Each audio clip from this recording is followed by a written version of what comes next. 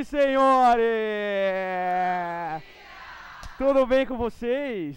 Como está essa super, luper, mega, hiper revisão de véspera? Senhores, a fórmula. A fórmula! Senhores, vocês, quem não foi meu aluno ainda?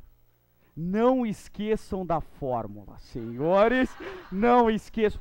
Consumidor. Consumidor é qualquer pessoa física ou jurídica que adquire ou utiliza produto ou serviço como destinatário final. O segredo para entender a fórmula em consumidor é ser destinatário final. Fornecedor. Fornecedor é qualquer pessoa física ou jurídica, pública ou privada, nacional, estrangeira, até mesmo os entes despersonalizados. Não importa quem é esse cara, porque o que importa é que ele desenvolva atividade. Desenvolve atividade. Criação, montagem, forma, manipulação, qualquer outra bagaça, de que também isso é meramente ilustrativo dentro da legislação.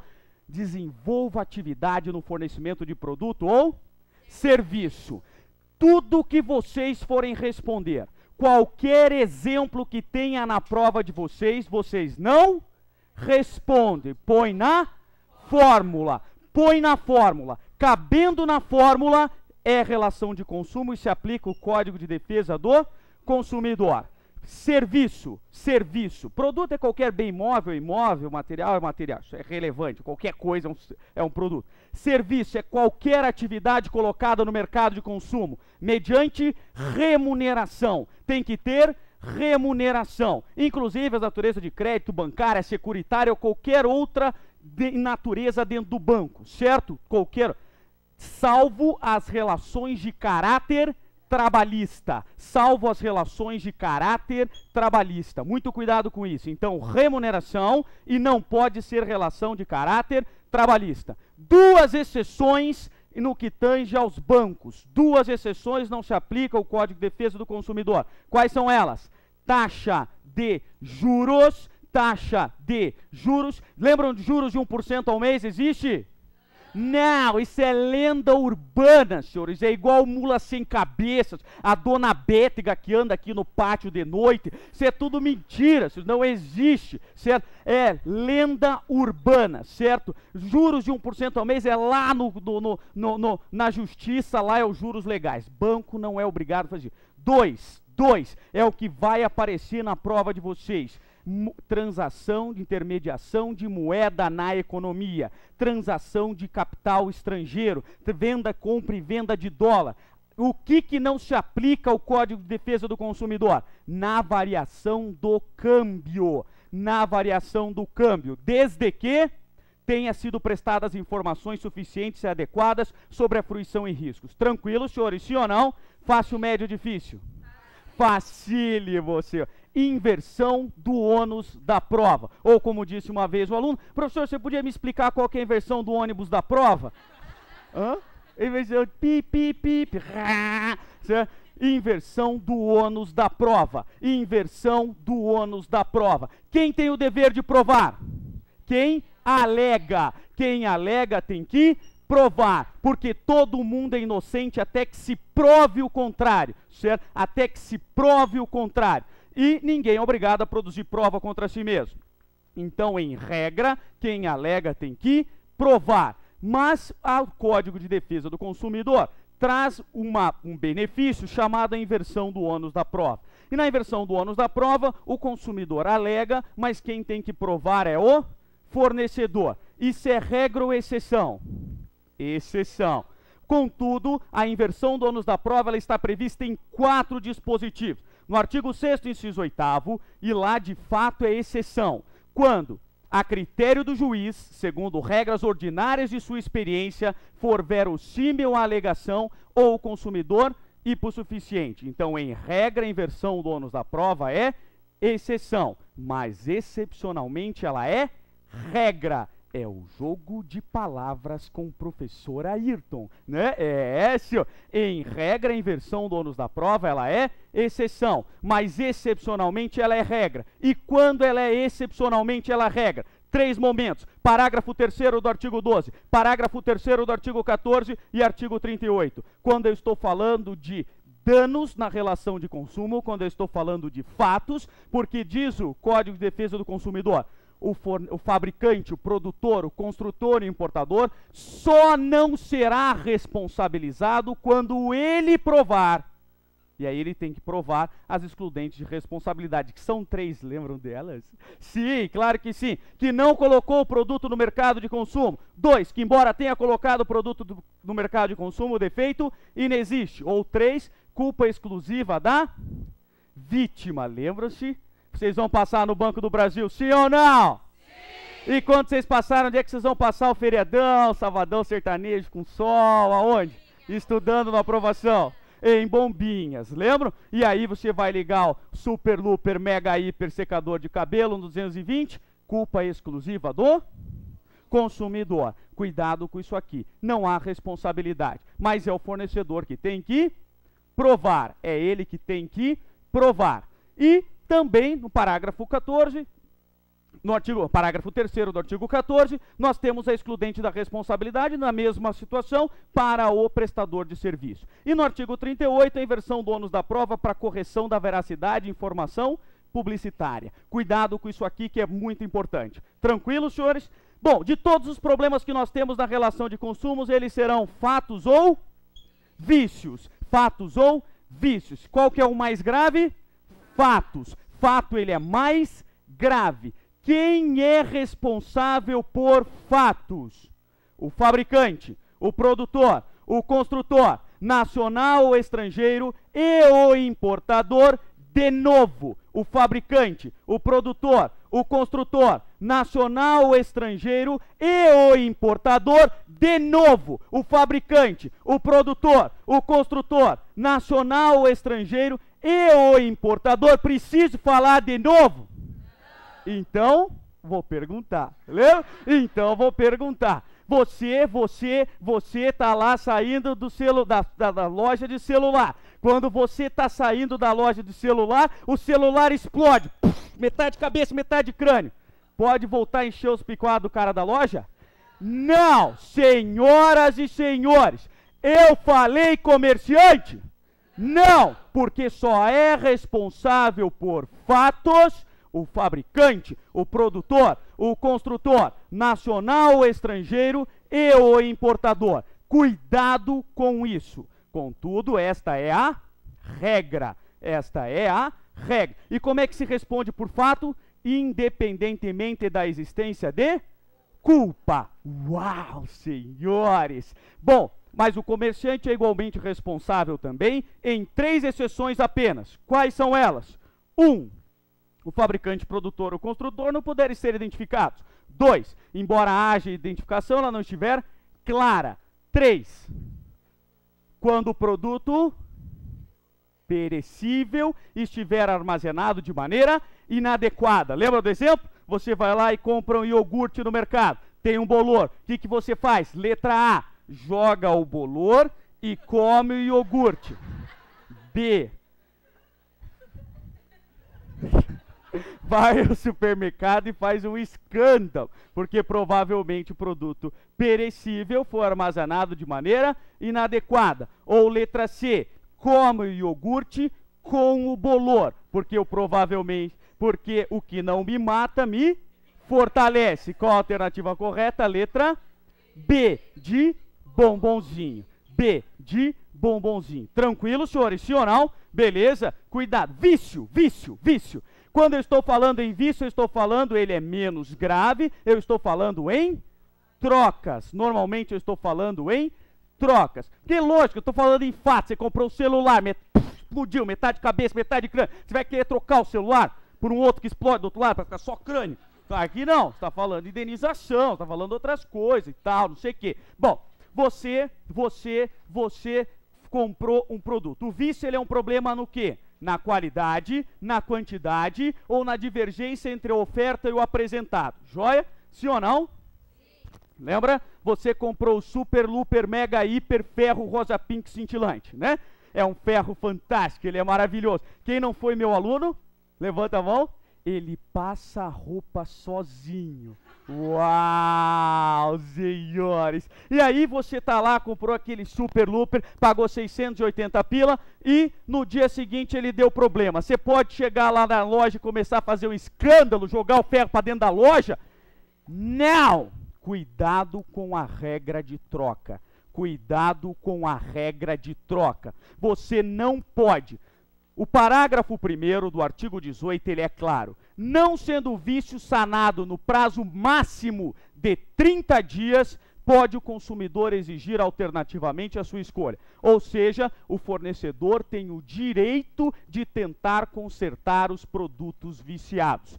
O fornecedor tem o direito de tentar consertar os produtos viciados. Certo? Ou seja, o direito não serve para tutelar pessoas com sensibilidade exacerbada. Viadinho, certo? Viadinho, senhor. O direito não serve para isso, senhor. Você, não, comprei uma parada, deu problema. Você leva para conselho. Mas eu não quero, é o iPhone. Ele paguei R$2.000. Azar o seu. Azar o seu. Como é que é na prática? Você chega na loja exigindo? Então, cuidado. A sua banca examinadora sabe que na prática as pessoas chegam fazendo escândalo nas lojas. Cuidado com isso aí. Agora, não sendo o vício sanado no prazo máximo de 30 dias, o que o consumidor pode exigir? 1. A substituição do produto por outro de mesma espécie, sem os aludidos vícios. Ou seja, se você comprou um Super Looper Mega Hiper Ferro Rosa Pink Cintilante e você quer trocar por um outro de mesma espécie, você vai trocar por um Super Looper Mega Hiper Ferro Rosa Pink Cintilante. Posso escolher um azul? Não! Entenderam, senhores? Posso trocar por uma máquina de lavar louça? Não! Se você optou pela troca, você vai trocar por um outro produto de mesma espécie, sem os aludidos vícios. Tranquilo, senhores? Sim ou não? Agora, você pode pegar o dinheiro, a restituição imediata da quantia paga, monetariamente atualizada, sem prejuízo de eventuais perdas e danos. Ou então o abatimento proporcional do preço. Tranquilo, senhores? Sim ou não? Esta é a regra. É claro que regra existe exceção. Quando não tem o produto que você quer trocar, você pode trocar por outro de espécie, marca ou modelo diverso, mediante complementação ou substituição de eventual diferença de preço. Ou então quando você quer trocar, e pode exercer imediatamente sem esperar o prazo de 30 dias, quando não tem conserto, quando a substituição das partes viciadas puder comprometer a qualidade, características ou diminuir-lhe o valor, ou se tratar de produto essencial. São exceções dentro dessa regra, mas em regra, se você vai trocar, você tem que esperar o prazo de 30 dias, e aí, não sendo vício sanado, aí você pode, então, escolher uma dessas alternativas. O direito de reclamar pelos vícios aparentes ou de fácil constatação caduca em... Isto vai cair na sua prova. 30 dias, tratando de fornecimento de produto ou serviço não durável. 90 dias, tratando de fornecimento de produto ou serviço durável. Tranquilo, senhores? Sim ou não? É proibida toda publicidade enganosa ou abusiva, certo? E o consumidor fácil imediatamente deve identificar o que é uma publicidade. Sim ou não? O que é uma publicidade enganosa? Que te engana. Ah, legal, legal. E o que é uma publicidade abusiva? Que abusa de você? É verdade. Então, o que é uma publicidade enganosa? É aquela publicidade inteira ou parcialmente falsa, que seja capaz de induzir o consumidor a erro sobre qualquer situação, características, qualidade, quantidade, preço, garantia, prazos de validade. Então, a publicidade enganosa é aquela publicidade que ela leva o consumidor a erro, senhores, que dá uma falsa sensação da realidade, desde que seja sobre algo essencial. Ela é grave, sim ou não? Sim ou não? Sim, mas ela é menos grave, porque a publicidade abusiva ela é muito mais grave, Porque a publicidade abusiva é o quê? É aquela publicidade discriminatória de qualquer natureza, que incita a violência, que explora o medo, a superstição, que se aproveita da deficiência do julgamento, experiência da criança, que desrespeita valores ambientais, ou que seja capaz de induzir o consumidor a se comportar de forma prejudicial ou perigosa à sua saúde ou segurança. Venha você também para o mundo de Marlboro. Pode ou não pode? Não pode, não pode, porque ela instiga você a se comportar de forma prejudicial ou perigosa à sua saúde ou segurança. Tranquilo, senhores, sim ou não? Artigo 39 e artigo 51. Se fosse vocês, levaria todo o artigo 39 e o artigo 51 para a prova. Recomendo que não façam escritos no braço, certo? Porque ele é muito grande e não vai caber. Escrevam na perna. Não escrevam em lugar nenhum. Não, aí ele mandou escrever. Não mandei, não escrevam. Levem na cabeça, senhor. Levem na cabeça. O artigo 39 e o artigo 51, eles vão falar das práticas e das cláusulas abusivas. Aquilo que não pode fazer numa relação de consumo. E vai cair o artigo 39 e o artigo 51. E se ele cair na prova de vocês, qual é a manha para fazer a questão? Você não responde. Você não responde. Porque ele vai tentar te enganar. Ele vai tentar te ludibriar. Ele vai tentar transformar você numa mulher sem domicílio fixo.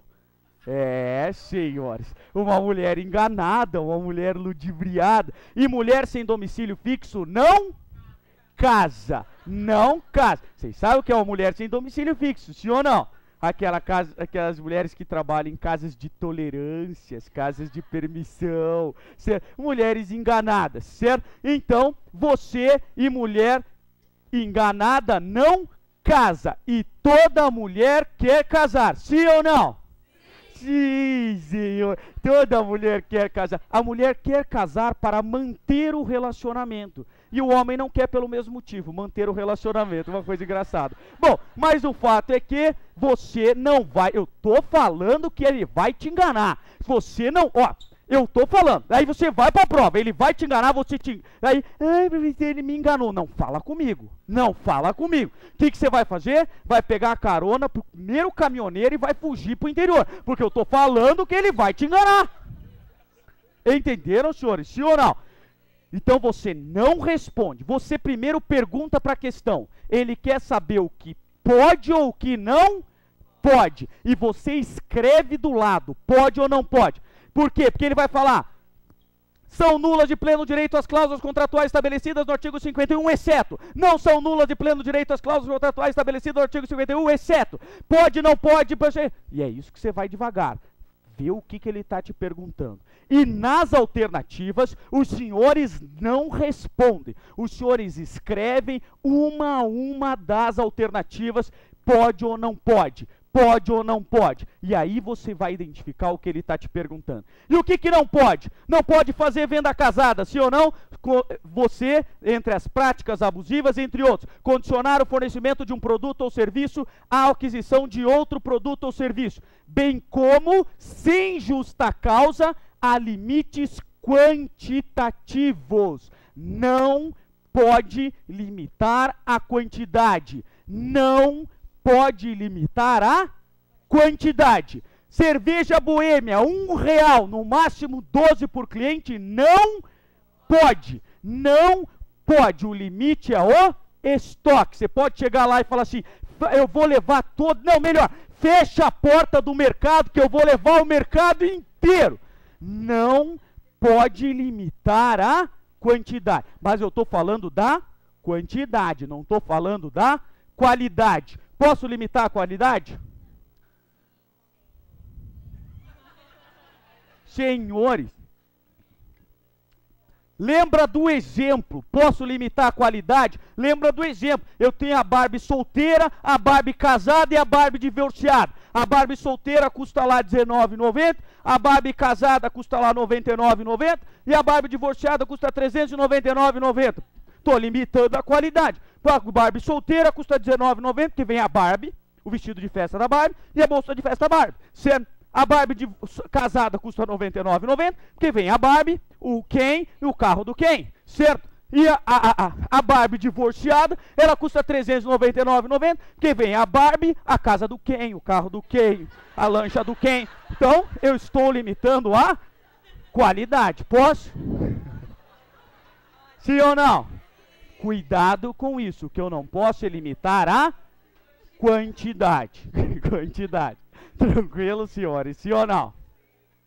Então, o que mais que não pode? Não pode enviar ao consumidor sem a ou prestar qualquer produto ou fornecer qualquer serviço sem a sua solicitação prévia. E se fizer isso, e nem mesmo cartão de crédito. Nem mesmo cartão. Se eu falar alguma coisa e aparecer na sua prova, não que eu tenha prova, eu não sei, senhores, eu não sei. A questão 27, eu só da prova branca, senhores, certo? Eu nem sei das outras, certo? Então, cartão de crédito enviou para o consumidor sem a solicitação prévia, equiparam-se as amostras grátis, inexistindo obrigação de pagamento. Inexistindo, forneceu qualquer produto ou qualquer serviço, não pode. Tranquilo, senhores? Vejam as práticas abusivas e vejam as cláusulas abusivas do artigo 51. E o que acontece se tiver uma cláusula abusiva? Todo contrato é nulo? Não. A nulidade de uma cláusula contratual abusiva não invalida o contrato, salvo se, apesar dos esforços de integração, decorrer ônus excessivo a qualquer das partes. Artigo 49. Ó, 2. Cuidado com a cobrança indevida, repetição do indébito. Cuidado, o consumidor que for cobrado indevidamente, ele tem direito igual ao dobro do que pagou em excesso. Salvo hipótese de engano justificável. Mais ainda, o consumidor ele pode desistir do contrato. No prazo de 7. Como é que vocês sabem? 7,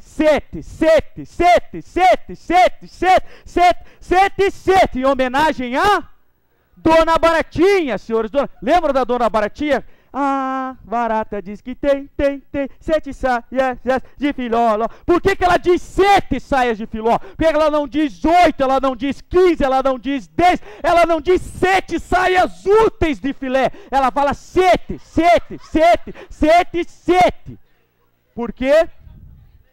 Porque a Dona Baratinha, ela é mentirosa, senhor. Ela é mentirosa. Né? Ah, barata diz que vem viajar de avião. É mentira da barata, ela foi de caminhão. Ah, barata diz que tem uma irmã pianista. Mentira da barata, ela é vigarista.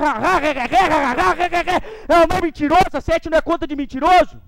Sim ou não? E quando você desiste do contrato, o cara não fala mentiroso, ia ficar com o negócio e tal, não ficou. 7. Caiu isso na prova, você já começa cantando, faça isso. Então, olhou com o artigo 49, arrependimento eficaz, você já começa. Faça isso, isso vai desestabilizar a concorrência. O cara tá lá na frente, fazendo assim, meu, essa prova aqui, impossível de resolver, esse desgraçado cantando. Pronto, já ganhou mais um. Esse cara já vai embora, desistir da prova. Certo? Então já começa cantando. Qual é o prazo? 7 dias úteis? Ah, 7. A contar da assinatura do contrato ou da data do recebimento do produto ou serviço, sempre que a contratação de fornecimento de produto ocorrer fora do estabelecimento comercial, especialmente por telefone ou a domicílio. Enquanto você vai à loja, você não tem o direito de arrependimento eficaz. Agora, quando você compra pela internet, compra por telefone, compra em casa, você tem. Tranquilo, senhores? Sim ou não? Fácil, médio, difícil? Facílimo. Ouvidoria. eu vou pelado do curso aprovação até a Praça Rui Barbosa e volto se não tiver uma questão de ouvidoria. De noite. E sou eu que escolho o horário. Bom, senhores, vai ter uma questão de ouvidoria. O que é ouvidoria? Vamos retomar isso aqui. Então, o Banco Central, ele estava de saco cheio do consumidor ficar enchendo os picuá dele, ligando para reclamar de banco. Porque com a resolução 2878 de 2001, era obrigatório ter nas agências bancárias um banner gigantesco dizendo o número da central de atendimento do Banco do Brasil, do Banco Central do Brasil, certo? Isso não existe mais, essa obrigatoriedade. O Banco Central baixou uma resolução determinando que se tenha em um banner gigantesco o número da ouvidoria. Por quê? Porque ele quer transformar a ouvidoria, ele transformou a ouvidoria numa segunda instância de resolução de problemas dentro do banco. Então, se você vai lá e é mal atendido, acontece alguma coisa, você reclama ali na agência ou reclama no 0800, e se não resolveu, você vai até a ouvidoria. A ouvidoria ela tem a função de receber as reclamações, resolver as reclamações, e é isso que vai cair para vocês, no prazo máximo de 15 dias úteis. Não, 15 dias. 15 dias, certo? No máximo 15 dias. E mas não só isso, além de resolver o problema, a ouvidoria também tem várias outras funções, mas uma delas, duas importantíssimas, é emitir relatórios para a diretoria, emitir relatórios para a diretoria executiva, emitir relatórios para o conselho de fiscalização, para métodos de evitar, porque ela vai controlar aquelas reclamações quantitativas e qualitativas. Então, o que foi feito e o que está tendo de problema? Para dizer, 100% dos consumidores tem problema com tal coisa. 80% disso é disso, parari, parará, parará. E ele vai dar esse número. Esse número vai para quem manda no banco com medidas corretivas. Esses relatórios devem ser enviados para a diretoria, certo? E que vai fiscalizar o cumprimento disso. Mais ainda, esses relatórios também serão enviados para o Banco Central do Brasil, obrigatoriamente em 2 datas e também quando houver um problema relevante. Se tiver um problema relevante, implantou uma nova metodologia, deu problema para todo mundo, esquece as 2 datas e vai lá e envia para o Banco Central. Essas 2 datas também podem aparecer na sua prova. E essas 2 datas são janeiro, fevereiro, março, abril, maio, junho. 30 de junho, terminou o semestre. Não pode ser 31 de junho? Por que não? Porque junho não tem 31, certo? Então você conta no dedinho, não é assim? Não é assim? Janeiro, fevereiro, quem está embaixo não tem 31, não é? Então você conta, certo? Então é por isso que agosto tem 31, né? Julho tem 31 e agosto, olha só. Não tem embaixo. Não, senhor. Claro que não. Isso aí foi porque, óbvio, esse calendário é o juliano. E Júlio César, então, quando era imperador, ele botou um mês de homenagem a ele, julho, e com 31. E aí Otávio Augusto, que assumiu o poder, que era filho adotivo de Júlio César, falou assim, por que o meu mês de Augusto, né, vai ter 30 e o do Júlio César vai ter 31? Não faz sentido, eu sou o imperador no mínimo igual a ele. Senhor. Aí ele foi lá em fevereiro, pegou um dia, certo, e colocou aqui no 31.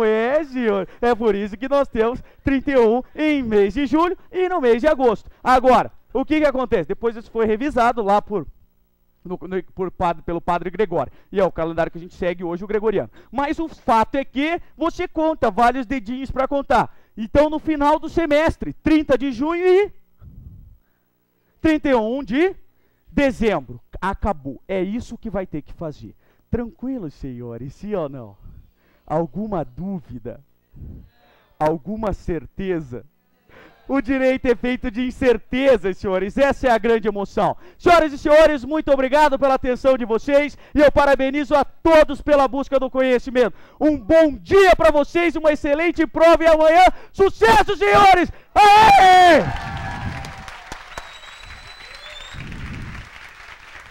Obrigado.